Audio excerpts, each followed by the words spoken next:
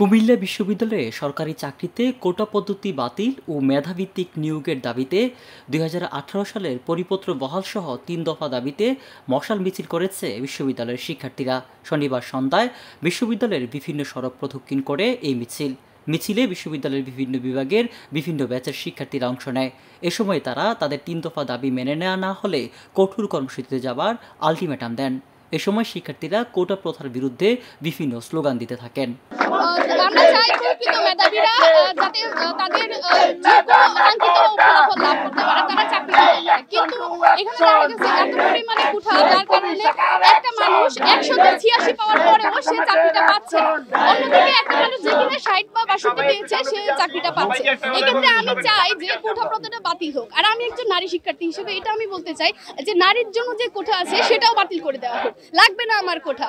বৈষম্যের বাংলায় কোনো কোঠা ঠাঁই নেই। কুমিল্লা থেকে মঈন নাসের খান, আমার বার্তা।